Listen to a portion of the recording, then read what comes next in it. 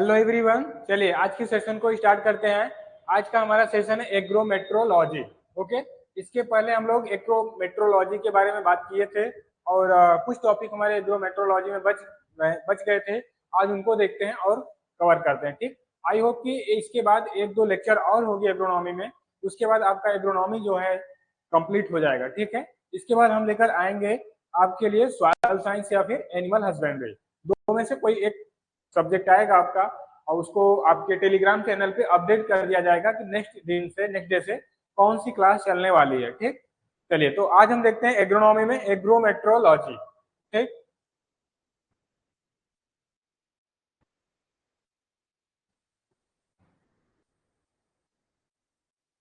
चलिए एग्रोमेट्रोलॉजी के बारे में हमने कल बता दिया था। यह जो था हमारा क्लाइमेट और क्रॉप प्रोडक्शन के बीच में क्या करता है, रिलेशन रखता है। ठीक है, जो इसका रिलेशन होता है between crop production and climate. ठीक है, एटमॉस्फेयर क्लाइमेट हमारा। अब फिर क्या बात करते हैं, वेदर और क्लाइमेट के बारे में बात करते हैं। वेदर क्या है, वेदर जो होता है मौसम बोलते हैं। मौसम क्या है, मौसम आप देखोगे कभी भी चेंज हो जाता है अचानक। कभी धूप हो गई बहुत तेज, उमस होने लगी यानी बहुत गर्मी, ह्यूमिडिटी बढ़ गई, या फिर बहुत कोल्ड सीजन हो गया, विंटर सीजन। तो ये क्या हुआ, मौसम हुआ जो कि अचानक कभी भी चेंज हो सकता है, जो कि शॉर्ट ड्यूरेशन का होता है। और एक हमारा क्या होता है, क्लाइमेट। क्लाइमेट क्या होता है, यह लगभग 4 से 5 महीने बाद या बहुत लंबे समय के बाद क्या होता है, चेंज होता है। ठीक, ये हमारा क्या होता है, क्लाइमेट। अब देखते हैं वेदर और क्लाइमेट के बारे में पढ़ते हैं क्या है। वेदर देखिए क्या है, weather is a state of और कंडीशन। ये क्या है, एक अवस्था या कंडीशन है जो कि ऑफ एटमॉस्फेयर, एक एटमॉस्फेयर का एट गिवन प्लेस, एक दिए हुए प्लेस और एक निश्चित टाइम है, एक निश्चित टाइम पे दिए हुए जगह का क्या है, यह एक तो एटमॉस्फेयर का एक कंडीशन या स्टेट है। अब बात करते हैं क्लाइमेट। क्लाइमेट क्या है, climate is the long term pattern. Climate क्या होता है, एक लंबा पैटर्न होता है जो कि बहुत लंबे समय तक का होता है। तो बोला है climate is the long term pattern of weather in a particular area, मतलब एक जो पर्टिकुलर या निश्चित एरिया है वहां पे एक लंबे समय के लिए जो मौसम या क्लाइमेट चलता है, जो कंडीशन दिखती है, उसी को क्या बोलते हैं, क्लाइमेट बोलते हैं। नेक्स्ट क्या है, weather can change from hour to hour. जो वहां पे वेदर चेंज हो सकता है, कैसे, घंटे घंटे पर, दिन दिन में, या फिर मंथ टू मंथ क्या हो सकता है, या ईयर टू ईयर, जो वेदर चेंज होने देखने को मिलता है, वेदर में चेंजिंग। ओके, चलिए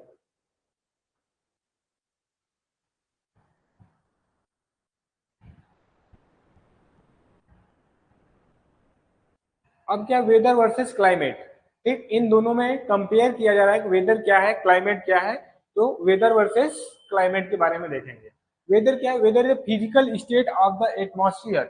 एटमॉस्फेयर का क्या है, फिजिकल स्टेट है, यानी भौतिक अवस्था है। ठीक, बात कर रहा है कि यह क्या है, वेदर हमारे एटमॉस्फेयर का, वातावरण का क्या है, भौतिक अवस्था है जो कि एक दिए हुए निश्चित जगह पे एक निश्चित टाइम में इसकी कंडीशन देखने को मिलती है। जैसे क्लाउडी डे, यानी जो बादल वाले दिन होते हैं, वो बरसात वाले दिन होते हैं, उसमें देखेंगे कभी बादल बहुत घने आसमान में देखने को मिलते हैं।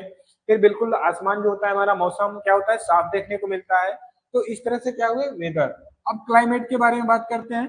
Long term regime of atmosphere variable, मतलब जो हमारे एटमॉस्फेयर का एक लंबे समय के लिए कंडीशन देखने को मिलता है। ठीक, जैसे हमारा एटमॉस्फेयर है बहुत ठंडे, बहुत लंबे समय तक क्या है, विंटर सीजन चल रही है, 4 5 महीने तक चल रहा है देखने को मिलने को। ठीक है, किसी किसी रीजन में और ज्यादा टाइम देखने को मिल रहा है। तो ये क्या हुआ, क्लाइमेट।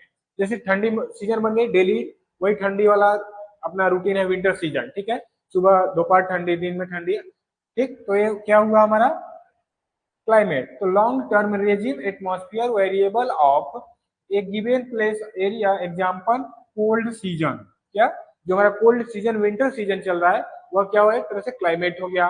रेनी सीजन, ठीक, क्या होगा, समर सीजन, ये सब हमारे क्या हुए, क्लाइमेट हुए। ठीक, अब बात कर रहे हैं इन दोनों में कंपेयर क्या किया जा रहा है। क्या इन दोनों में कंपेयर है, वेदर क्या है, a typically physical condition of the atmosphere. Weather क्या है, एटमॉस्फेयर का एक क्या है, फिजिकल अवस्था या फिर भौतिक स्थिति है। ठीक, अब बात कर रहा है climate, generalized condition of the atmosphere. Atmosphere का जो सामान्य कंडीशन है, which represent and describe the characteristic of the region. वहां के रीजन के, उस क्षेत्र के लक्षण देखने को वहां पे मिलते हैं। ठीक, अब बात करें change from place to place even a small locality, मतलब एक थोड़े थोड़े जगह पे इसमें चेंजेस देखने को मिलते हैं। ये क्या है, different in the different large region, मतलब अलग अलग एरिया में लंबे लंबे क्षेत्र में अलग अलग देखने को मिलेंगे। जैसे हमारा नॉर्थ इंडिया में क्लाइमेट अलग मिलेगा, साउथ इंडिया में क्लाइमेट अलग मिलेगा, ईस्टर्न इंडिया में अलग मिलेगा, वेस्टर्न इंडिया में अलग क्लाइमेट देखने को मिलेगा। ठीक, तो ये क्या हुआ, क्लाइमेट अलग अलग क्षेत्र में अलग अलग जगहों पे एक लंबे समय तक के लिए देखे जाते हैं, क्या होते हैं, क्लाइमेट या फिर जलवायु। ठीक, अब बात करते हैं change the according to time every month. क्या होता है, हमारा वेदर जो होता है वह टाइम के अकॉर्डिंग चेंज होने को मिलता है। प्रत्येक मंथ में घंटे घंटे पे चेंज देखने को मिलेगा। ठीक है, दिन दिन पे उसमें चेंज देखने को मिलेगा पर डे। तो ये क्या हुआ, मौसम हुआ हमारा वेदर। अब बात करें चेंज रिक्वायर लॉन्ग टाइम, एक लंबे समय के लिए, क्या एक लंबे समय के बाद क्या होता है, इसमें चेंजेस देखने को मिलता है। तो क्या होता है, क्लाइमेट होता है। ठीक, चीजें क्लियर। जो हमारा वेदर होता है शॉर्ट ड्यूरेशन का होता है, कभी भी चेंज हो सकता है अचानक, बट हमारा क्लाइमेट जो है वो क्या लॉन्ग टर्म में होता है। इसमें चेंजेस जो देखने को मिलते हैं, क्या देखने को मिलते हैं, रिक्वायर द लॉन्गर टाइम, मतलब लंबे टाइम के बाद इसमें चेंजेस देखने को मिलते हैं। ठीक, चलिए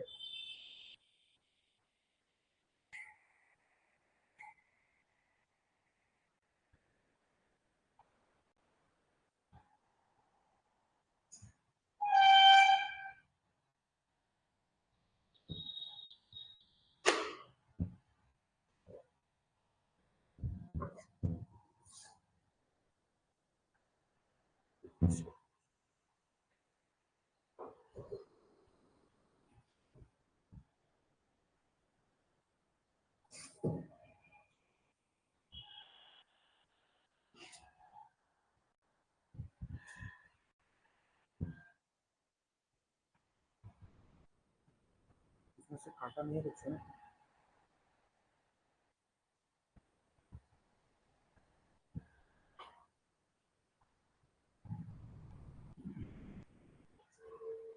अब नेक्स्ट क्या है, वेदर जो होता है similar number value weather of different place usually have the small same weather. ठीक, ये क्या कर रहा है, जो सिमिलर न्यूमेरिकल वैल्यू होती है इसके, जो समानता इसके नंबर वैल्यू होते हैं वो क्या होते हैं, वेदर ऑफ डिफरेंट प्लेस, अलग अलग जगहों पे क्या होते हैं, different place usually have same, जो कि अलग अलग जगहों पे क्या भी होते हैं, सेम होते हैं। ठीक, और बात क्या है वेदर में, crop growth development and yield are decide by the weather in a given season, मतलब एक सीजन में जो उसका वेदर है, मौसम है, उस पर डिपेंड करता है क्रॉप का क्या ग्रोथ, डेवलपमेंट और उपज। ठीक, अब बात कर रहे हैं इसमें सिमिलर न्यूमेरिकल, जो इसका सामान्यतः जो न्यूमेरिकल होता है, न्यूमेरिकल वैल्यू होता है, climate of the different place usually the different climate, मतलब अलग अलग जगहों पे अलग अलग क्लाइमेट इसके न्यूमेरिक समांतर न्यूमेरिकल नंबर जो होते हैं, वैल्यू जो होते हैं, वो अलग अलग देखने को मिलते हैं। ठीक, इसमें क्लाइमेट में, बट वेदर में क्या होता है, जो इसका समान न्यूमेरिकल वैल्यू होता है वो अलग अलग जगहों पे भी सेम देखने को मिलता है। बट क्लाइमेट में क्या है, जो हमारा सामान्य न्यूमेरिकल वैल्यू होता है वो अलग अलग जगहों पे अलग अलग देखने को मिलता है, क्लाइमेट में ऐसा होता है। ठीक, अब बात क्या करता है, selection of the crop suitable for the place decide the based on climate reason, जैसे कि किसी भी क्षेत्र का क्लाइमेट रीजन क्या है, जैसे बोलते हैं लोग ट्रॉपिकल ट्रॉपिकल रीजन का है, सब ट्रॉपिकल का है, टेम्परेट का है। ठीक है, ये सब सारी चीजें बोली जाती है। तो क्या करता है, जो वहाँ पे क्रॉप चूज किया जाता है वो सुटेबल किसके होता है, इसके लिए वहाँ के उस रीजन के, पर्टिकुलर रीजन के क्लाइमेट के लिए सुटेबल होता है, फिर उसके अकॉर्डिंग किया जाता है। ठीक, अब बात करें अंडर एबनॉर्मल वेदर, मतलब जो सामान्य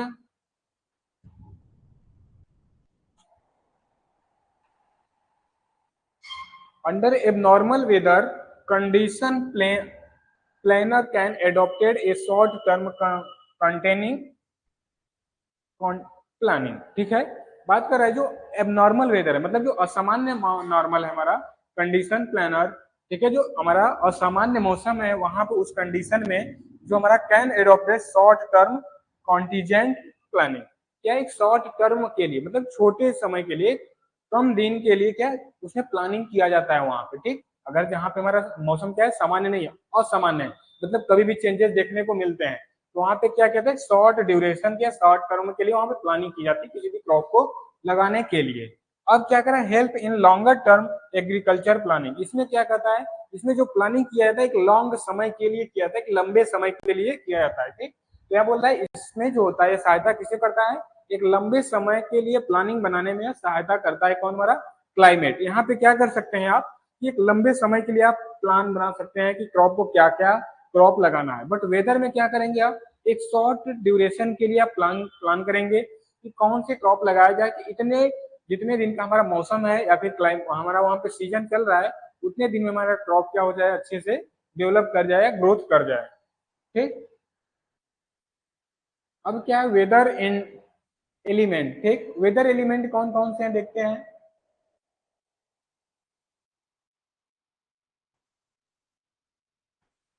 आइए देखते हैं वेदर एलिमेंट। वेदर एलिमेंट में क्या है, temperature, humidity, sunlight and solar radiation.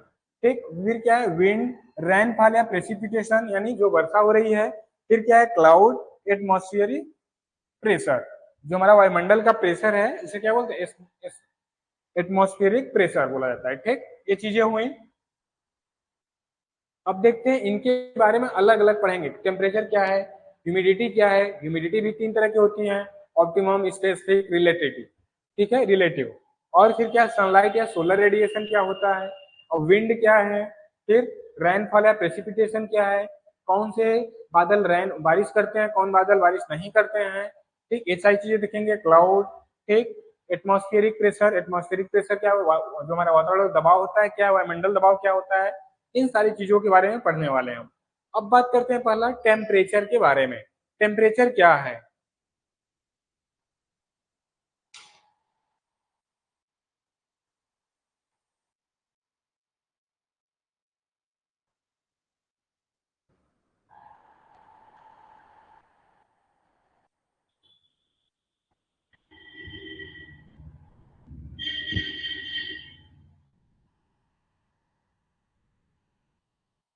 चलिए ठीक है। Temperature, temperature is defined as degree of hotness. मतलब जो गर्म है, किसी कोई भी पदार्थ, कोई भी सबस्टेंस या मैटर की जितने हॉट है उसकी डिग्री क्या है, उसी से यह डिफाइन किया जाता है टेम्परेचर। इसको डिग्री सेल्सियस इसकी यूनिट होती है। यानी कि आप मेजर कर सकते हैं, सपोज दैट कि ये क्या है, आयरन रॉड है। आयरन रॉड को हीट करने के बाद इसमें कितना हॉट है, कितनी हॉट है, इसको मेजर किया जाए, जो इसमें वैल्यू आएगी वह डिग्री सेंटीग्रेड में लेंगे और फिर इससे निकालेंगे क्या इसका टेम्परेचर है, उसी को डिफाइन किया जाएगा। तो क्या करा है, temperature is defined as degree of hotness. ठीक, और कोल्डनेस, कितना ठंडा है या फिर कितना हॉट है, कितना गर्म है या फिर कितना ठंडा है, या इससे डिफाइन किया जाता है क्या, टेम्परेचर। फिर क्या है, ऑफ सबस्टेंस, सबस्टेंस के and is measured by thermometer. यह मेजर कैसे किया जाता है, थर्मोमीटर से मेजर्ड किया जाता है। ये बोल रहा है कि temperature is defined as degree of hotness और कोल्डनेस ऑफ सबस्टेंस। एक सबस्टेंस के, एक पदार्थ के कितना ठंडा है, कितना गर्म है, अगर उसको आप मेजर करते हैं उसके हॉटनेस से इसको डिफाइन किया जाता है। इसको मेजर करने की जो हमारा इंस्ट्रूमेंट है उसे क्या बोलते हैं, थर्मोमीटर बोलते हैं। ठीक, ये क्या है, हमारा थर्मोमीटर है। ठीक, अब नेक्स्ट क्या है, मैक्सिमम थर्मोमीटर, और एक होता है मिनिमम थर्मोमीटर, एक सॉयल थर्मोमीटर। इसके बारे में बात करते हैं। मैक्सिमम थर्मोमीटर क्या है, use to measure the highest temperature attend during the day.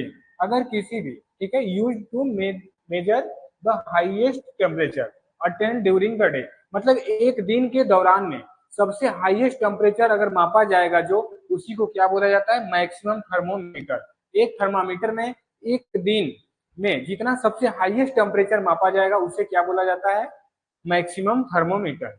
Minimum thermometer क्या है, measured the lowest temperature attend the during the day, मतलब एक दिन के दौरान, एक दिन के दौरान सबसे लोवेस्ट टेम्परेचर जो मेजर किया जाएगा उसी को क्या बोला जाता है, मिनिमम थर्मोमीटर। मिनिमम थर्मोमीटर क्या हुआ, यदि किसी थर्मामीटर से, ठीक है, किसी भी थर्मामीटर से एक दिन के दौरान सबसे कम टेम्परेचर जो मेजर्ड किया जाएगा उसी को क्या बोलेंगे, मिनिमम थर्मोमीटर। अब बात करते हैं सॉयल थर्मोमीटर की, बात करते हैं। सॉयल थर्मोमीटर क्या है, मेजर्ड सॉयल टेम्परेचर। सॉइल के टेम्परेचर को जो मेजर करने के लिए थर्मोमीटर यूज किया जाता है उसी को क्या बोलते हैं, सॉइल थर्मोमीटर। क्या बोला जाता है, सॉइल थर्मोमीटर बोला जाता है। ठीक, जो कि सॉइल के टेम्परेचर को मेजर करने के लिए यूज किया जाता है। ओके, चलिए आइए नेक्स्ट क्या है, ह्यूमिडिटी। अब बात क्या करते हैं, ह्यूमिडिटी या बोले तो आर्द्रता। आर्द्रता क्या है देख के बात करते हैं। Humidity means the water vapour content of the atmosphere, यानी कि हमारे वातावरण में जो हमारा जल वाष्प है वो उसकी कितनी मात्रा है, उसी को क्या बोलते हैं, ह्यूमिडिटी बोलते हैं। ठीक, कि हमारे जल वाष्प में हमारे जो वातावरण है, एटमॉस्फेयर है, उसमें वाटर वेपर की कितनी मात्रा है, कितना कंटेंट है, उन्हीं को में क्या बोला जाता है, ह्यूमिडिटी बोला जाता है। अब भाई कितने टाइप के होते हैं, तीन तरह के, relative humidity, absolute humidity, specific humidity, यह तीन तरह के हुए। ठीक, या तीन तरह के हुए। तो अब पहला क्या है हमारा, रिलेटिव ह्यूमिडिटी। रिलेटिव ह्यूमिडिटी क्या है, देखिए, relative humidity is the expressed in percentage. इसको एक्सप्रेस कैसे करते हैं, शो कैसे करते हैं, या दर्शाते कैसे हैं, परसेंटेज में दर्शाते हैं। ठीक, जैसे कि बोल दिया कि आपको एप्पल को स्टोर करना है, एप्पल आप 0 डिग्री सेंटीग्रेड तक क्या कर सकते हैं, या फिर 1 डिग्री से 2, इससे कुछ आप इतने डिग्री सेंटीग्रेड तक कर सकते हैं। बट रिलेटिव ह्यूमिडिटी कितनी होनी चाहिए, 85%, 85% इसकी क्या होनी चाहिए, रिलेटिव ह्यूमिडिटी होनी चाहिए, जिसे क्या बोला जाता है, RH लिखा जाता है शॉर्टकट में। ठीक, चीजें क्लियर। तो इसको इसको कैसे शो करते हैं, परसेंटेज में शो करते हैं। ठीक, अब नेक्स्ट क्या है, simplest is the measurement mostly use for agriculture. जो हमारा रिलेटिव ह्यूमिडिटी मेजर किया जाता है वो किसके लिए, जो मोस्टली यूज किया जाता है एग्रीकल्चर फील्ड में। एग्रीकल्चर क्रॉप को जो हमारे क्रॉप है उनको स्टोर करने के स्टोर हाउस में कितनी ह्यूमिडिटी होनी चाहिए। ठीक है, क्रॉप को प्रोडक्शन में कितनी ह्यूमिडिटी होनी चाहिए कि क्रॉप अच्छे से ग्रो करेगा। इन सारी चीजों के लिए रिलेटिव ह्यूमिडिटी क्या है, इंपॉर्टेंट चीजें हैं। इनको जो यूज किया जाता है हमारे एग्रीकल्चर फील्ड में ही यूज किया जाता है। ठीक,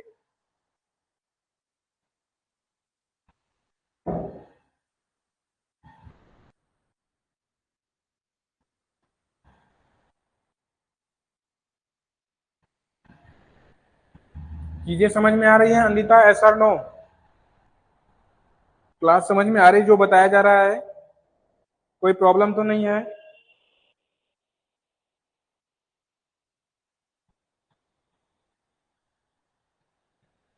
चलिए, अब क्या है एब्सोल्यूट ह्यूमिडिटी।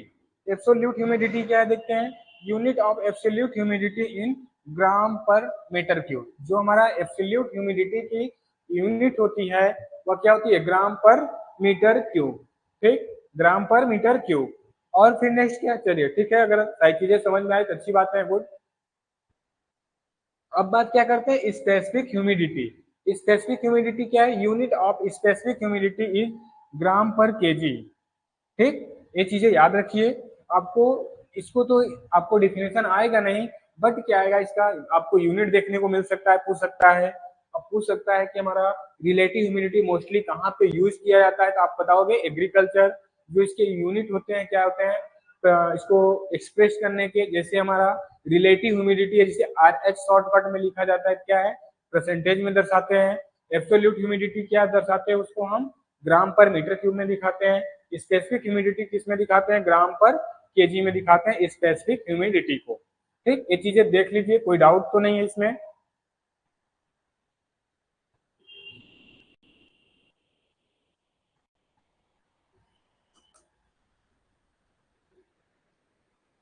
अब बात करते हैं ह्यूमिडिटी को देखने, इसको मेजर करने के लिए कैसे निकालेंगे कितनी ह्यूमिडिटी है। ठीक है, ये चीजें क्लियर करेंगे यहाँ से। ठीक, ह्यूमिडिटी मीन्स, ये चीजें मैंने पहले भी बता दिया। ह्यूमिडिटी का मतलब होता है कि जो हमारा वाटर वेपर है, जल वाष्प है, वो हमारे एटमॉस्फेयर में, वातावरण में कितनी मात्रा उसकी है, तो इसी को मेजर किया जाता है, ह्यूमिडिटी बोला जाता है। ठीक, अब बात करते हैं पहला एब्सोल्यूट ह्यूमिडिटी से।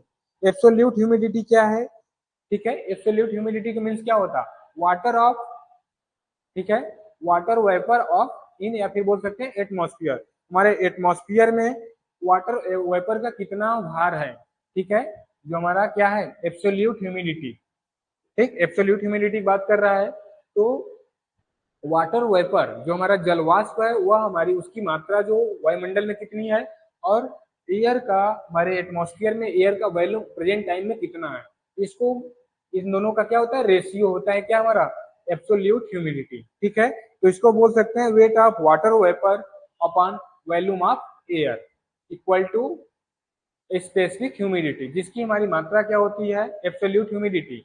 इसकी जो यूनिट क्या होती है, ग्राम पर मीटर क्यूब। ओके, अब नेक्स्ट क्या है, स्पेसिफिक ह्यूमिडिटी। नेक्स्ट क्या है, स्पेसिफिक ह्यूमिडिटी, जिसको क्या इसमें मेजर किया जाता है, ग्राम पर केजी में, ग्राम पर केजी में मेजर किया जाता है। अब इसकी वैल्यू क्या होती है, इसको निकालने के लिए क्या है, water vapour of weight of water vapour का weight upon weight of the air include water vapour. ठीक, एटमॉस्फेयर की बात करेगा, जब भी बात करेगा यहाँ पे किसका, एटमॉस्फेयर का। ठीक, तो हमारे एटमॉस्फेयर में वाटर वेपर की मात्रा कितना है, और एटमॉस्फेयर में वेट ऑफ एयर, एयर का वेट कितना है, प्लस वाटर वेपर कितना है, इन दोनों को इंक्लूड करके नीचे लिखा जाएगा उसके अपॉन में। ठीक, इन दोनों को एक साथ इंक्लूड करके। अब देखिए स्पेसिफिक ह्यूमिडिटी मीन्स क्या हुआ कि wait of water vapour upon, ठीक है,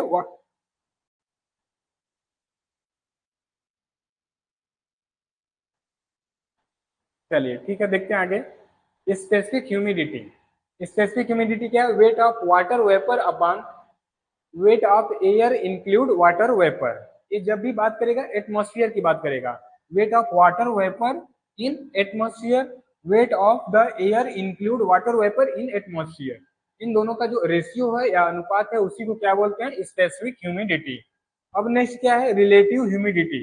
रिलेटिव ह्यूमिडिटी देखते हैं क्या है, weight of water vapour presence in the air. अब देखिए यहाँ पे एयर की बात कर रहा है तो ऑटोमेटिक क्या लिख दिया गया यहाँ पे, एयर लिख दिया गया है कि आप समझने में आसानी हो। तो वेट ऑफ वाटर वेपर, जल वाष्प का जो वेट है कहाँ पे, एयर में, और फिर upon water vapour required for saturation, saturation यानी उनके सेचुरेट करने के लिए जो वाटर वेपर की आवश्यकता होती है इन दोनों को।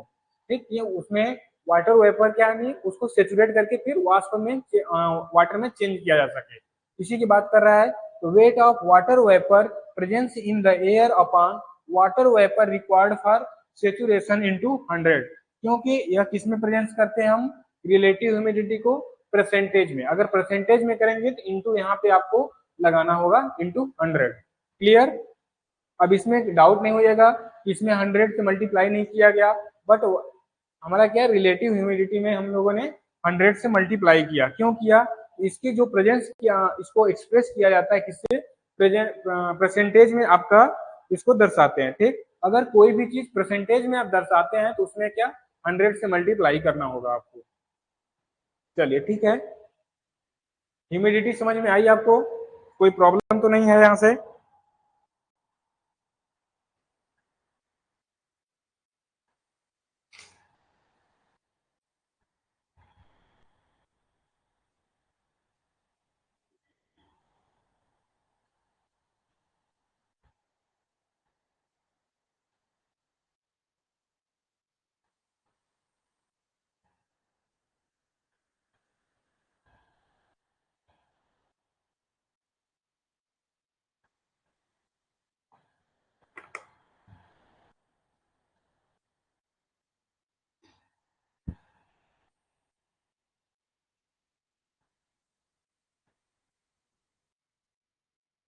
अब देख लेते हैं रिलेटिव ह्यूमिडिटी क्या है, कैसे है।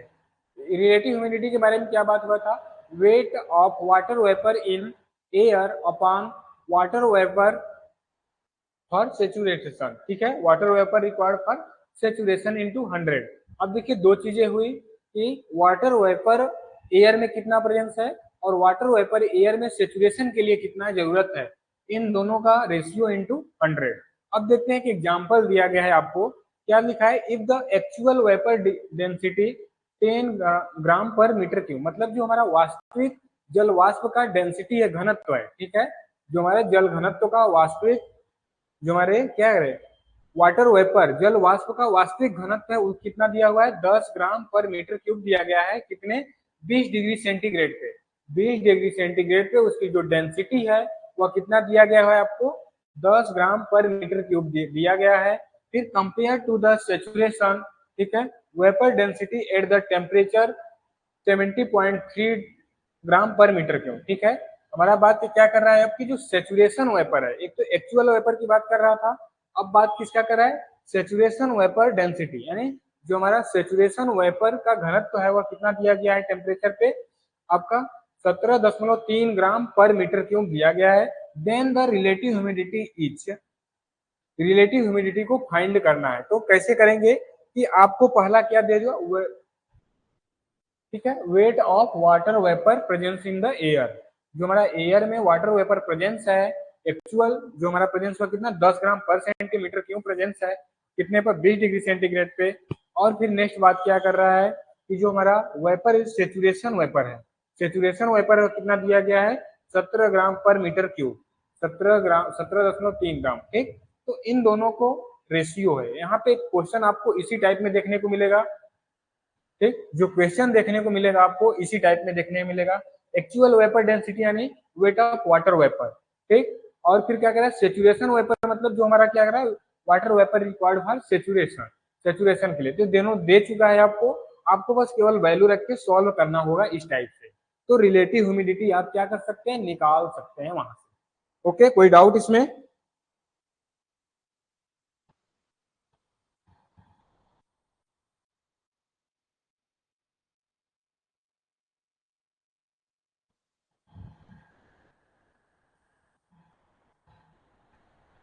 अब देखते हैं एटमॉस्फेरिक प्रेशर की बात करते हैं। किसकी बात करते हैं, एटमॉस्फेरिक प्रेशर।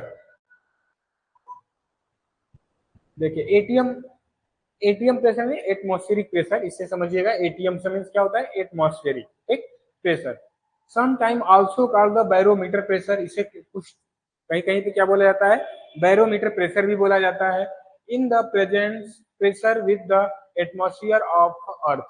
ठीक, जो पृथ्वी के एटमॉस्फेयर का क्या है या प्रेशर है, ठीक है, पृथ्वी की जो वातावरण है उसका एक प्रेशर है, इसे क्या बोलते हैं, और दैट द एनदर प्लेनेट, जो कि एक दूसरे प्लेनेट पे ऐसा होता है। ठीक, तो क्या बात कर रहा है यह कि एटमॉस्फेयर प्रेशर को कुछ टाइम के लिए बैरोमीट्रिक प्रेशर भी बोला जाता है, बैरोमेट्रिक प्रेशर।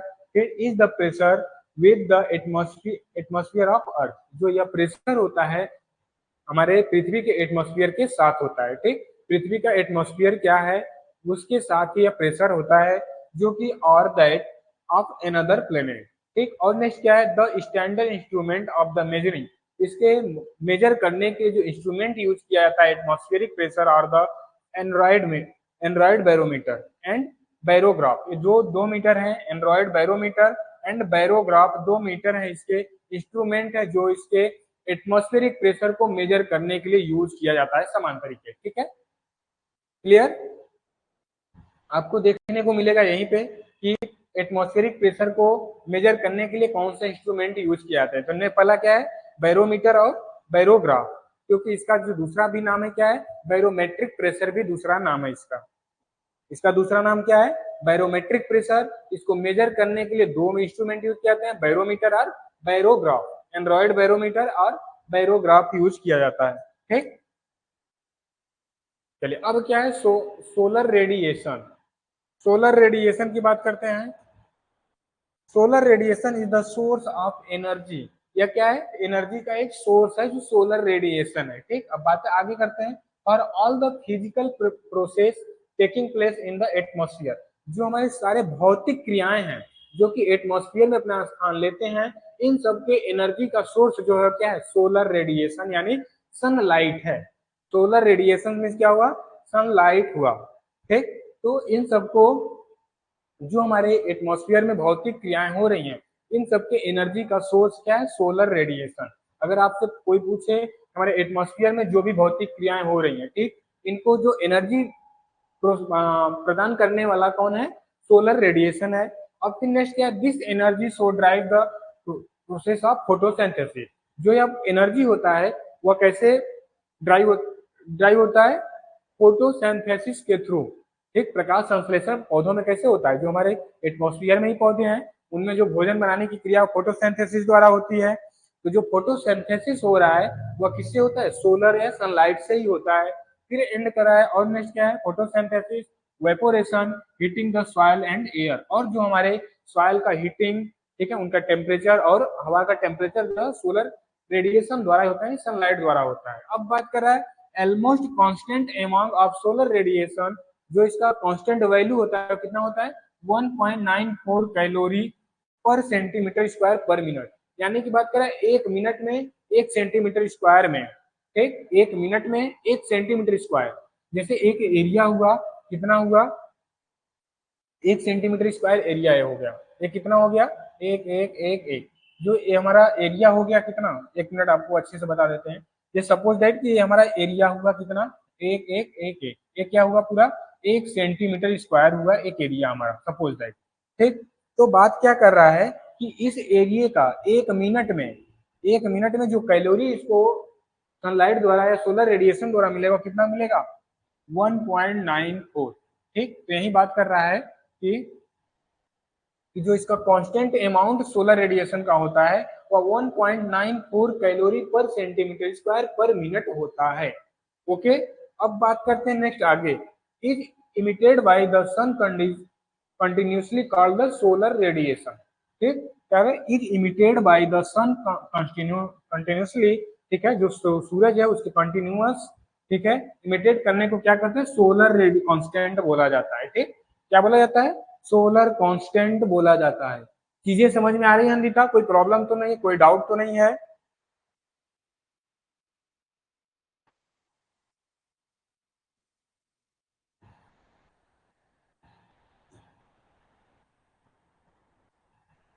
सोलर रेडिएशन को मेजर करने के बारे में पढ़ते हैं। ठीक, इसके पहले अभी जितना पढ़े आप उतने में बताइए, कोई डाउट, कोई प्रॉब्लम?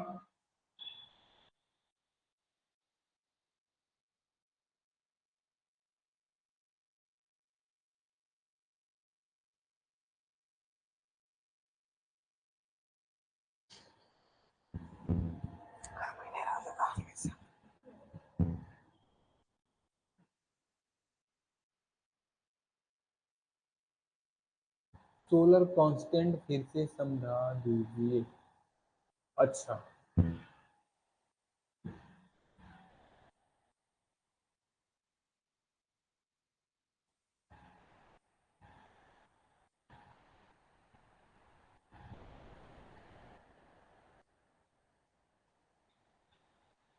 आपको ये नहीं समझ में आया कि सोलर कांस्टेंट क्या होता है?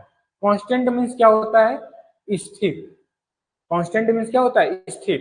तो बात कर रहे हैं सोलर, सोलर मीन्स क्या होता है, सन यानी सूरज। तो यही बात कर रहा है कि ऑलमोस्ट द कांस्टेंट अमाउंट, जो इसका कांस्टेंट अमाउंट होता है, स्थिरांक होता है जो हमारे सनलाइट का। जैसे कि अगर सनलाइट 1 मिनट किसी प्लेस पे पड़ी, 1 मीटर सेंटीमीटर स्क्वायर में, ठीक, 1 सेंटीमीटर स्क्वायर में सनलाइट 1 मिनट में, 1 मिनट तक अगर पड़ा, उससे जो उसको एनर्जी प्राप्त होगी उस एरिया में, वह कितना होगा, 1.94 होगा। ठीक, अब बात कर रहा है कि जो सन कंटिन्यूअसली, मतलब सूरज द्वारा जो लगातार क्या होता है, इमिटेड होता है, सनलाइट जो लगातार इमिटेड होता है, उसी को क्या बोलते हैं, सोलर कांस्टेंट बोला जाता है। ठीक, चीजें समझ में आई?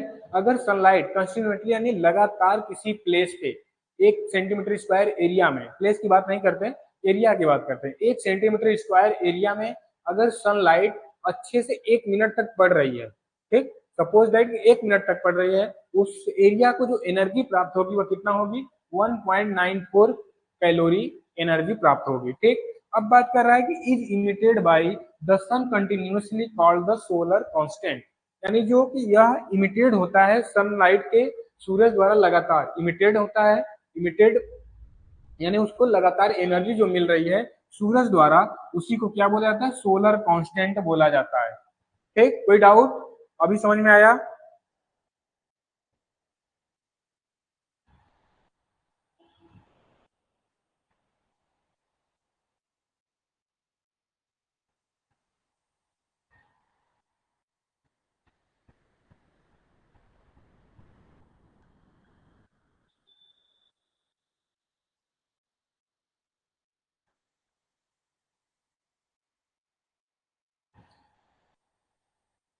क्या कमेंट है आपका?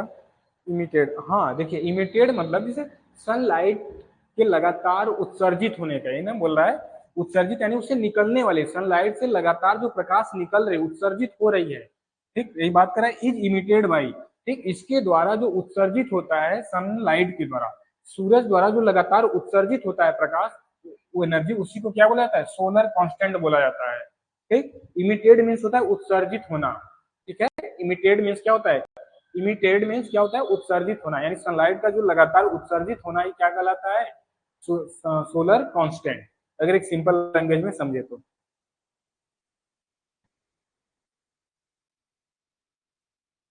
समझ में आया अमृता?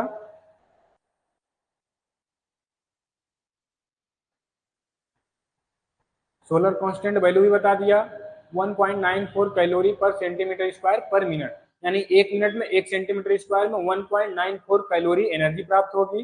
ठीक है, इसके द्वारा जो उत्सर्जित होता है, सनलाइट द्वारा जो लगातार उत्सर्जित होता है एनर्जी, उसी को क्या बोला जाता है? सोलर कांस्टेंट बोला जाता है। ठीक, सनलाइट द्वारा जो लगातार एनर्जी उत्सर्जित होता है, समझ में आ रहा है? सनलाइट द्वारा जो लगातार एनर्जी उत्सर्जित हो रहा है, उसी को क्या बोलते हैं? सोलर कांस्टेंट बोलते हैं। ठीक, यानी सौर स्थिरांक। ठीक, सौर स्थिरांक बोला जाता है। अब आई होप कि और प्रॉपर ढंग से आपको क्लियर हो गया होगा। ठीक,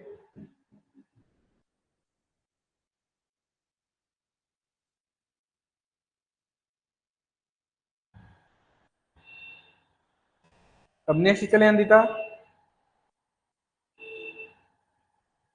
चलिए भाई, सबका कमेंट आ रहा है। Andita okay, okay.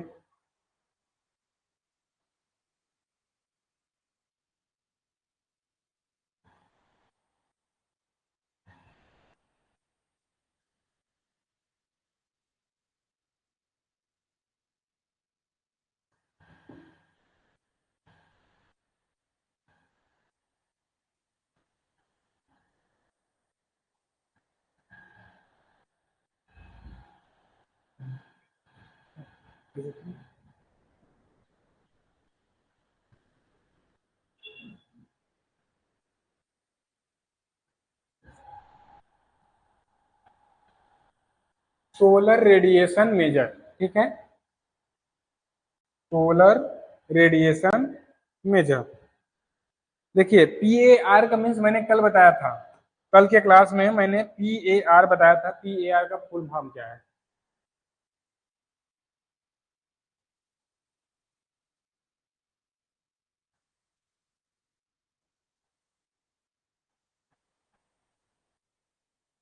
फोटोसिंथेसिस से रिलेटेड है, बताइए।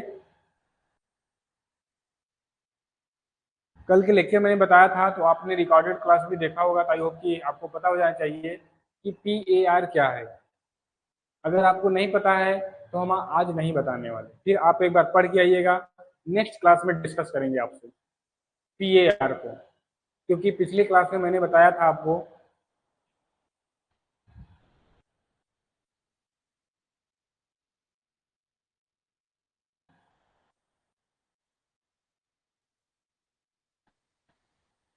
चलिए ठीक है, एक बार पढ़ के आइएगा पी ए आर क्या है, इसका पूरा फुल फॉर्म, इसका प्रोसेस क्या है।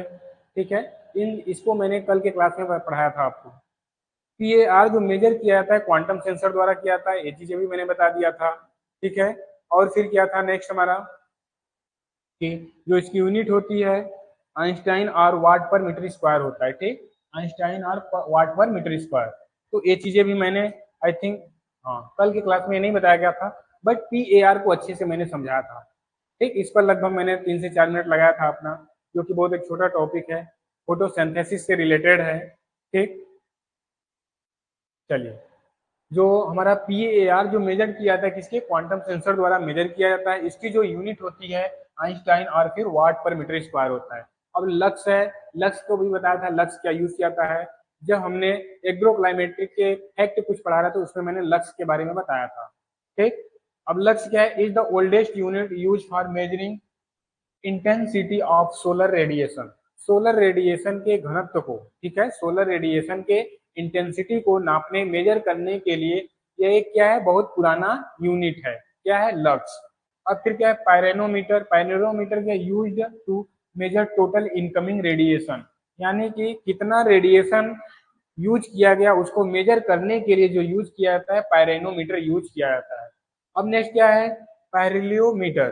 पैरेलियोमीटर क्या है? Measuring the direct solar radiation, कि हमारे सरफेस के अर्थ सरफेस पे डायरेक्ट सोलर रेडिएशन कितना आ रहा है उसको मेजर करने के लिए पैरेलियोमीटर का यूज किया जाता है। ठीक, अब क्या है? स्पेक्ट्रोफोटोमीटर।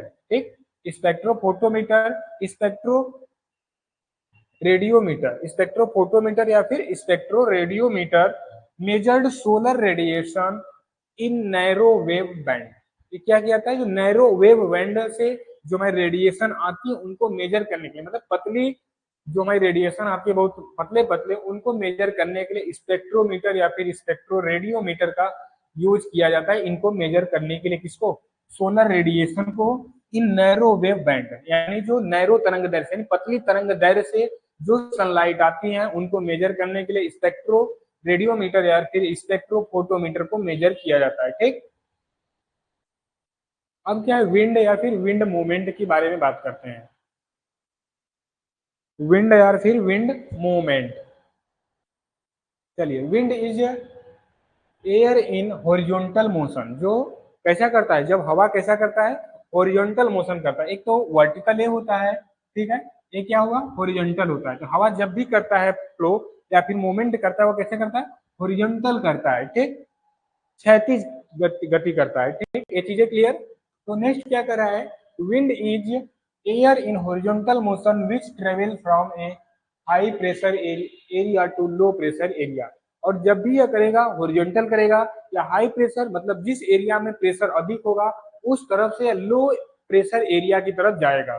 ठीक, चीजें क्लियर। अगर सपोज दैट कि एक इधर क्या है, हाई प्रेशर एरिया है, ठीक, बात करते हैं,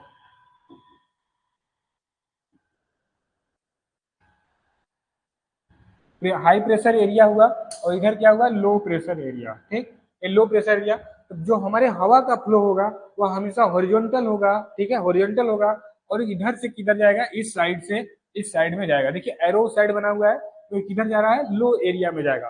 तो हवा का फ्लो जब भी होगा वह high area, high pressure low area से, हाई प्रेशर एरिया से लो प्रेशर एरिया की तरफ हवा का मूवमेंट होगा।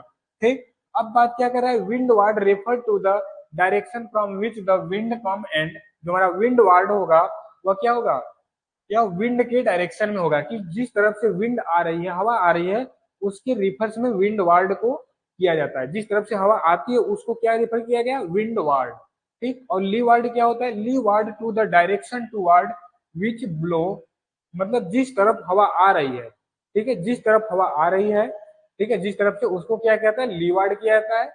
विंड वार्ड क्या होता है, refer to the direction from which wind come, जिस डायरेक्शन से आ रही है उसको ली वार्ड, विंड वार्ड, और जिधर आ रही है उसको ली वार्ड मेजर किया जाता है, रेफर किया जाता है। ठीक, wind direction is indicate by wind vane, जो विंड डायरेक्शन इंडिकेट किया जाता है किसके द्वारा, विंड वैन द्वारा किया जाता है। नेक्स्ट क्या है, the speed with which wind flowing called the wind velocity, जब जो हवा की स्पीड होती है उसको क्या बोला जाता है, विंड वेलोसिटी बोला जाता है। Wind velocity is measured by anemometer, जो हमारा विंड वेलोसिटी है यानी हवा की स्पीड जो मेजर की जाती है किससे, एनीमोमीटर से मेजर किया जाता है। ठीक, जो हमारा हवा का स्पीड होता है वह एनीमोमीटर द्वारा मेजर किया जाता है। ठीक, चलिए, ये चीजें क्लियर है, कोई डाउट तो नहीं है।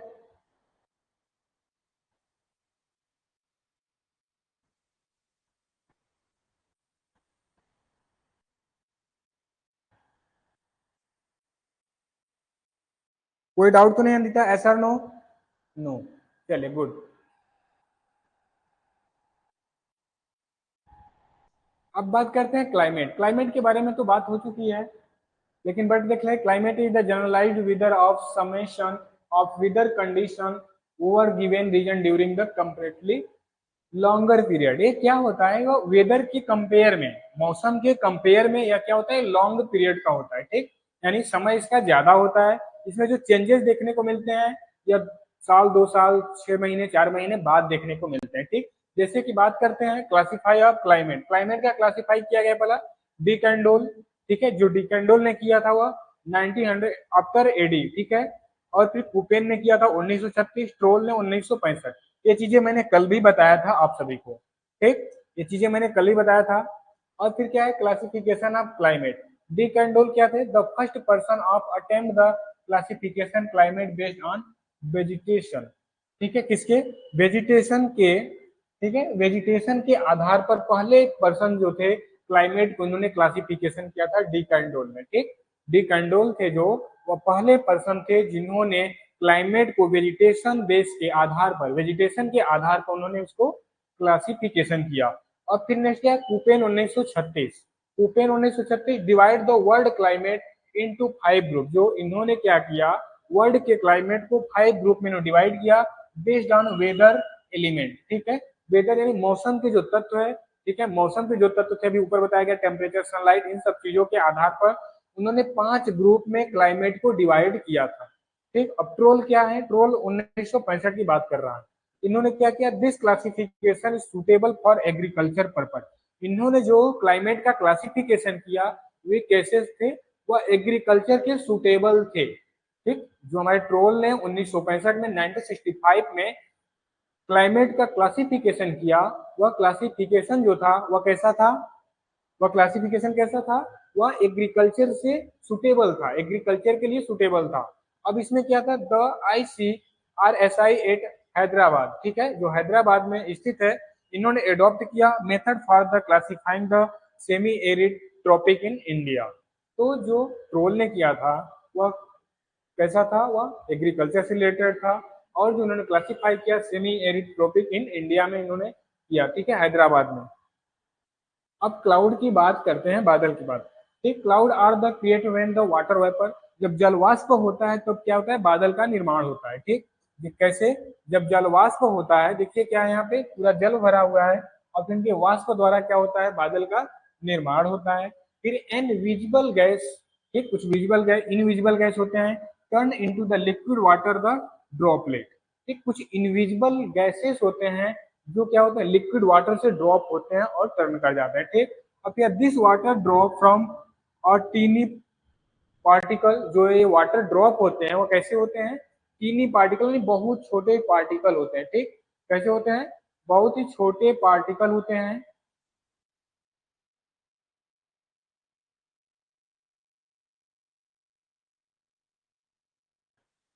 दिस वाटर ड्रॉपलेट, ठीक, from tiny particle like dust that the floating in the air, जैसे कि डस्ट एयर में फ्लोट करता है, बहता है, उड़ता है, उस तरह के छोटे छोटे इसके वाटर के ड्रॉप होते हैं। ठीक है, जो बूंदे होती हैं वाटर की, बहुत छोटे छोटे होती हैं, जो कि लिक्विड वाटर जो होते हैं ड्रॉपलेट होते हैं, टर्न होते हैं। ठीक है,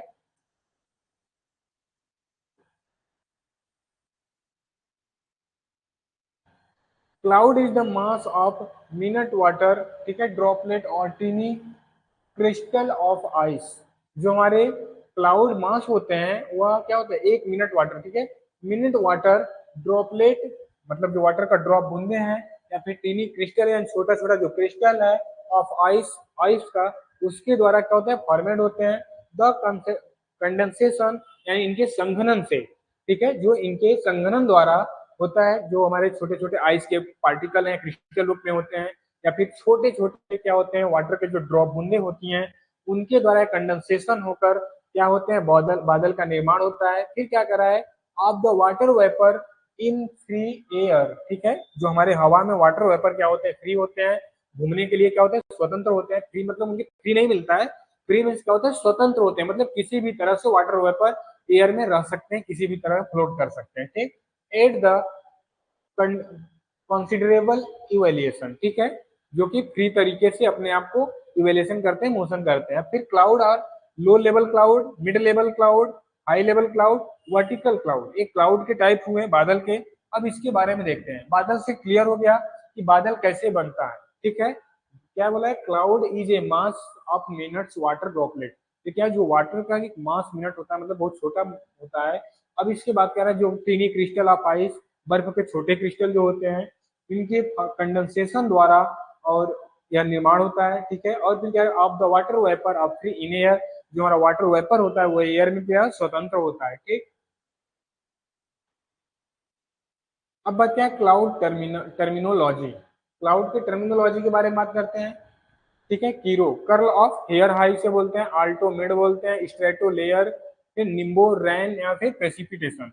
निम्बोलस, देखिए वाटर दो तरह के जो होते हैं, मतलब बादल जो होते हैं दो तरह के होते हैं, क्या होता है, कोमो कोमोनिम्बस, और दूसरा क्या होता है, निबो स्ट्रेटस। जो निबो स्ट्रेटस होता है वो कैसे होते हैं, ये रेन करने वाले, बारिश करने वाले बादल होते हैं। ठीक, जो मेरा कुंबल, एक होता है कुमोन, हाँ, क्या है दूसरा, हाँ, कुमोलो निम्बस, ठीक है, कुमोलो निम्बस है, और फिर क्या है, निम्बो स्ट्रेटस है।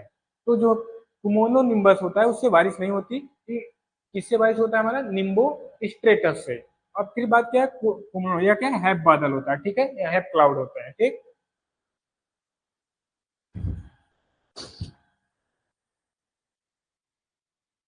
अब नेक्स्ट क्या है, क्लासिफिकेशन ऑफ क्लाउड।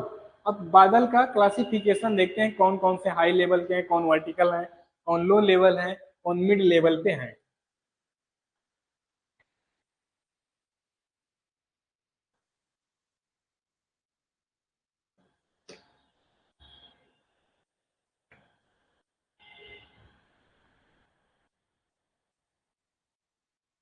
चलिए, क्या है हाई लेवल क्लाउड। जो हाई लेवल के क्लाउड होते हैं कैसे, या 6000 मीटर पे होते हैं, ठीक, मतलब सरफेस से क्या 6000 मीटर हाइट पे, ठीक। क्या इसमें सर्कस होते हैं, ठीक है, कीरोकुलम्बस, कीरोस्ट्रेटस। अब मिड लेवल में क्या है, ऑल्टो कुमुलस, ठीक है, ऑल्टो स्ट्रेटस। अब लो लेवल में जो कि 0 से 2000 मीटर तक होते हैं, और मिड लेवल की 2000 से 6000 मीटर तक। और 6000 मीटर के जो एबव होता है वो क्या होता है हमारा हाई लेवल। हाई लेवल में 3 तरह के आते हैं, ठीक, और मिड लेवल में 2 तरह के आते हैं, जो कि लो लेवल में कितने आते हैं, 3 तरह के आते हैं। जो हमारे बारिश होता है कहाँ से, यहीं से होता है, निम्बो स्ट्रेटस से, ठीक है। स्ट्राटो स्ट्राटो कुमुलस है, इससे बारिश नहीं होती। जो हमारा बारिश करने वाले हैं यही है निम्बो स्ट्रेटस।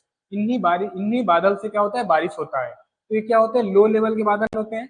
ये बादल कितना होता है, 0 से 2000 मीटर स्क्वायर के एरिया, मीटर स्क्वायर नहीं, 2000 से 0 से 2000 मीटर तक होते हैं सरफेस से, ठीक।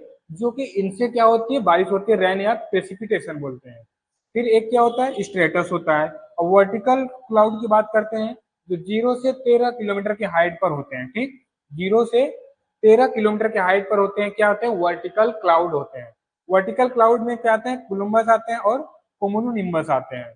जो हमारे रैन करने वाले क्या है, निम्बो स्टेटस, जिसे रैन या प्रेसिपिटेशन भी बोला जाता है, ठीक।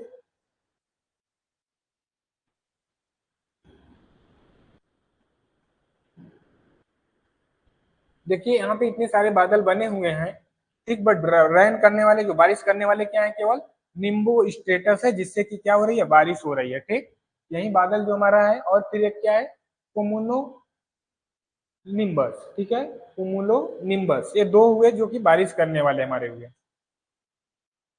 अब क्लाउड सीडिंग की बात करते हैं, आर्टिफिशियल रेन मेकिंग और क्लाउड सीडिंग।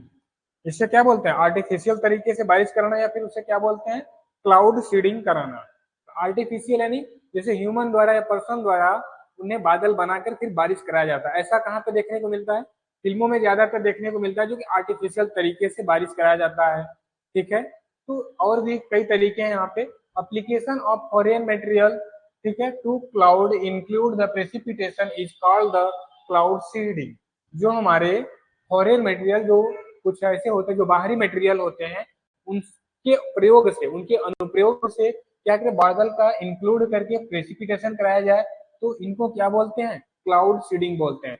फॉरेन मटेरियल मतलब विदेशी मटेरियल नहीं, फॉरेन मटेरियल मतलब बाहर से जो मटेरियल यूज किए जाए, अलग से कुछ मटेरियल यूज करके प्रेसिपिटेशन कराया जाए, तो उसी को क्या बोलते हैं हम, क्लाउड सीडिंग बोला जाता है, ठीक। अब नेक्स्ट क्या है, क्लाउड सीडिंग में सिल्वर आयनाइड, जिसे एजीआई होता है, और ड्राई आइस भी बोलते हैं, ठीक। ड्राई आइस क्या होता है, उसको टच करने पे वह बहुत इतना कोल्ड होता है, यानी बहुत की जैसे कि जल रहा हो ऐसा महसूस होता है, ठीक। इसे क्या बोलते हैं, सिल्वर आयनाइड होता है, एजीआई, या फिर इसे ड्राई आइस भी बोला जाता है। ड्राई आइस देखे होंगे आप, मार्केट में मिलता भी है, ठीक। आजकल तो शादी विवाह में या फिर फंक्शन में भी ड्राई आइस का यूज किया जाता है बहुत ज्यादा, ठीक। सिल्वर आइड सिल्वर आयनाइड है, ठीक है, आयोडाइड। तो एजीआई और dry ice applied in the one nuclei for a litre cloud air, ठीक है।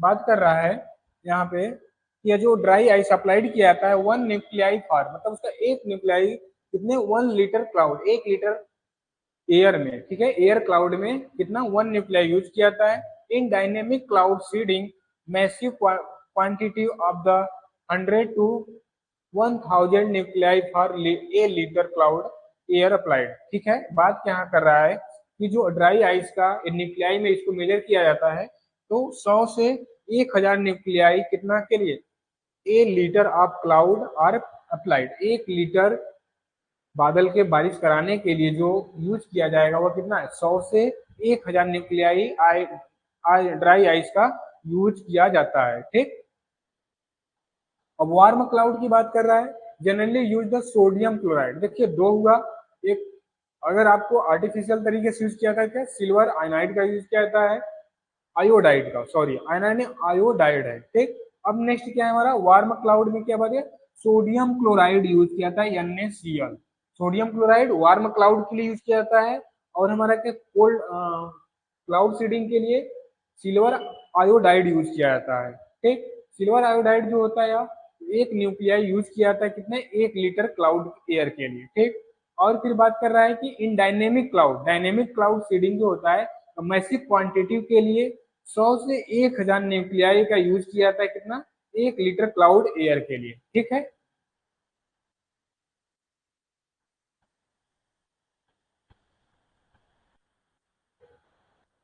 अब बात करते हैं क्लाउड सीडिंग के बारे में, हो गया, इसके बारे में देखते हैं Vincent.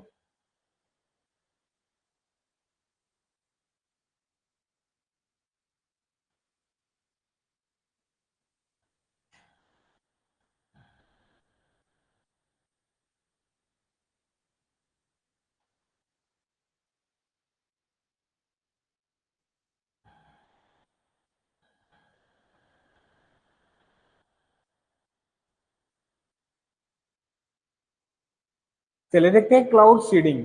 Vincent Schaefer discovered the principle of cloud seeding in July 1946। जो हमारे कौन साइंटिस्ट थे, विंसेंट शेफर जो थे, इन्होंने क्लाउड सीडिंग के सिद्धांत को खोजा या डिस्कवर्ड किया कब, जुलाई 1946 में। ठीक, अब क्या है, in India first time cloud seeding was done in Maharashtra.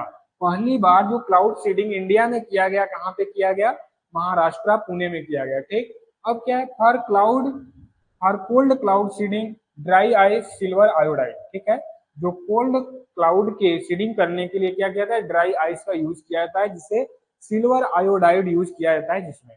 अब क्या है, dry ice is the frozen carbon, या क्या है, फोरेन कार्बन होता है, मतलब ठंडा कार्बन डाइऑक्साइड, एक टेम्परेचर बिलो 80 डिग्री सेंटीग्रेड। जो टेम्परेचर इसमें करता है 80 डिग्री सेंटीग्रेड, और फिर इसमें जो फ्रोजेन कार्बन डाइऑक्साइड होता है। ठीक, अब warm cloud seeding is the sodium chloride use. Warm बादल के लिए, गर्म बादल के लिए सोडियम क्लोराइड का यूज किया जाता है। ओके, अब क्या कह रहा है, फॉर्म ऑफ प्रेसिपिटेशन। रैन क्या होता है, जिससे ड्रॉप ऑफ, जो ड्रॉप साइज है वह 0.5 टू 6 mm है, तो क्या हो गया, रैन। अब ड्रिजल की बात करता है, ड्रिजल क्या है, लेस देन 0.5 mm। अगर वह 0.5 mm से कम है उसकी साइज, तो उसे क्या बोलते हैं, ड्रिजल। स्नो क्या हुआ, ice crystal result from the sublimation, यानी मतलब वो आइस क्रिस्टल बर्फ के छोटे छोटे जो क्रिस्टल टाइप होते हैं उस साइज के होता है। ड्यू क्या होता है, moisture condensed in small drop upon the cool surface. जो ठंडा सरफेस है उसमें जो मॉइस्चर देखने को कंडेंसेंस होता है, जमा होता है, उसे क्या बोलते हैं, ड्यू। फ्रोस्ट का है, a freezy deposit of ice, a feathery of deposit of ice. Fog क्या है, a thin cold of very size, varying size. Mist क्या है, ए वेरी थिन फॉग, मतलब बहुत पतला कोहरा फॉग होता है। वेपर क्या है, water vapour in the atmosphere in constitute only about 0.001% of the total global water। Global water का जो पूरे वर्ल्ड के वाटर का, पूरे संसार के जो जल है उसका 0.001% केवल क्या होता है, वाटर वेपर होता है। ठीक, अब बात करते हैं प्रेसिपिटेशन की। Precipitation include all form of water that the reach the earth from the atmosphere. ये क्या होता है, ये precipitation include of the from water, मतलब प्रेसिपिटेशन में जो इंक्लूड है, जल इंक्लूड है जो हमारे एटमोस्फियर से पृथ्वी के सरफेस तक आता है। ठीक, यही लिखा है, प्रेसिपिटेशन इंक्लूड ऑल फ्रॉम, मतलब जितने भी तरह के वाटर हैं इसमें सारे इंक्लूड है, वेपर वाटर हो, वाटर वेपर हो, या फिर जल वाष्प करने की, सॉरी, जो हमारे वर्षा की यहाँ पे जल हो, इन सबको इंक्लूड करके। ठीक, that reach the earth from atmosphere. ठीक, अब बात करें प्रेसिपिटेशन है फॉर्म सच एज रेनफॉल। ठीक है, जो प्रेसिपिटेशन द्वारा क्या होता है, रेनफॉल होता है, वर्षा, snowfall, hail, frost and dew, इन सब सारी चीजें प्रेसिपिटेशन द्वारा होती है। ठीक, इनके इनसे। फिर क्या है, cyclonic precipitation, orographic precipitation, convective precipitation. अब प्रेसिपिटेशन के बारे में देखते हैं। Cyclonic precipitation it is caused by the lifting of the air mass due to pressure different. ये क्या कर रहा है, जो हमारे साइक्लोनिक है, ये क्या इसके जो कारण होता है क्या है, लिफ्टिंग ऑफ द एयर मास, जो एयर मास का हवा के द्रव्यमान का उठना ड्यू द प्रेशर डिफरेंट, अलग अलग प्रेशर पे हवा के द्रव्यमान को उठना या फिर ऊपर की तरफ जाना। फिर a cyclone is a large low pressure, एक जो साइक्लोन होता है यह क्या है, एक लंबा जो cyclone is a large low pressure, लंबा कम प्रेशर वाला होता है, region with the circular wind motion. Circular wind motion की वजह से इसमें क्या होता है, बहुत ही कम प्रेशर होता है साइक्लोनिक प्रेसिपिटेशन में। अब क्या है, convective precipitation it is the cause due to, इसका जो कारण होता है अपवार्ड मूवमेंट, मतलब ऊपर की तरफ मूवमेंट करना, गति करना ऑफ एयर का, that is the warmer than surrounding air due to the localised heating. मतलब अपने जो लोकल एरिया में होता है वहां पे टेम्परेचर अधिक गर्म होने की वजह से इसके चारों तरफ की जो होते हैं गर्म होता है मौसम, और इसमें जो हवा का मूवमेंट होता है वह क्या होता है, अपवार्ड होता है, ऊपर की तरफ होता है। ठीक, ये चीजें क्लियर। अब बात करते हैं ओरोग्राफिक प्रेसिपिटेशन, आज का हमारा लास्ट होगा, इसके बाद शेष चीजें बचेंगी, इसको हम कब देखेंगे, कल की क्लास में देखेंगे। ठीक, आज का हमारा क्या है, फिर लास्ट क्या है, ओरोनो ओरोग्राफिक प्रेसिपिटेशन। प्रेसिपिटेशन आज क्लियर कंप्लीट हो जाएगा। It is the responsible for most the heavy rain, इसका जो रिस्पॉन्सिबल इसके लिए कौन है हैवी रैन। ठीक है, कौन जिम्मेदार है, कौन इसके रिस्पॉन्सिबल है, heavy rain. Large part of India, India का सबसे बड़ा पार्ट जो हैवी रैन होता है, इसका क्या है, रिस्पॉन्सिबल है इसके लिए। इट इज कॉल्ड बाई, इसका जो कारण है, मॉइस्चर एयर मास, हवा के द्रव्यमान में क्या होना, मॉइस्चर होना। That strict natural topographic barrier like the mountain causing the raising rise upward causing the cooling condensation and the precipitation। इसमें जो इसका कारण है हवा में द्रव्यमान का होना, और फिर स्ट्रिक्ट नेचुरल का होना, टोपोग्राफिक जो एरिया है इसमें वेरी करता है, लाइक जैसे माउंटेन एरिया। ठीक है, causing the them the upward, इसमें क्या होता है, ऊपर ऊपर की तरफ होता है।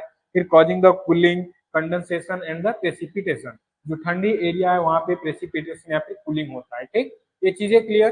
तो आज हम प्रेसिपिटेशन के बारे में क्लियर हुए।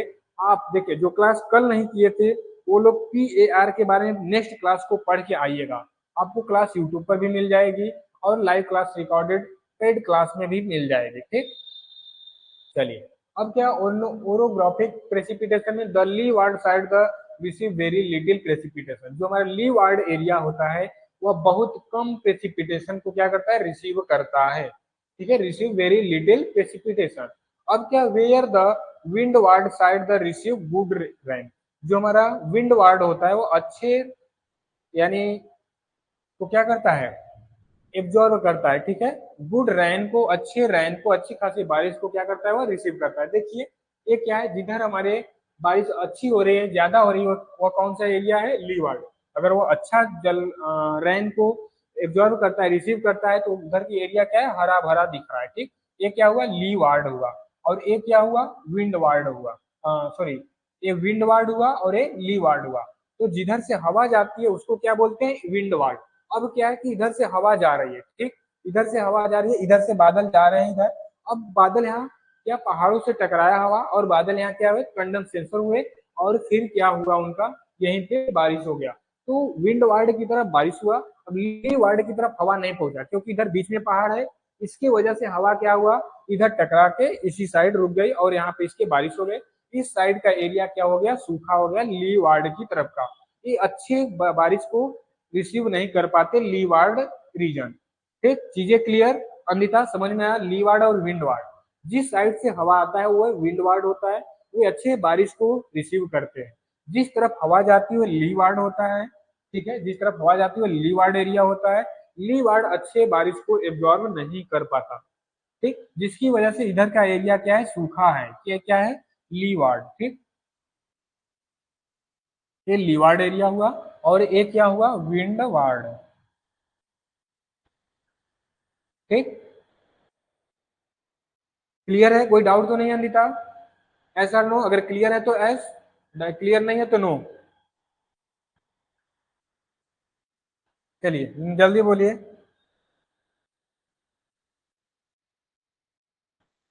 अब यहाँ से रेनफॉल प्रेसिपिटेशन से कल देखेंगे नेक्स्ट आगे। ठीक, आज के लिए इतना काफी है। आई होप कि सारी चीजें समझ में आई हैं। S or no?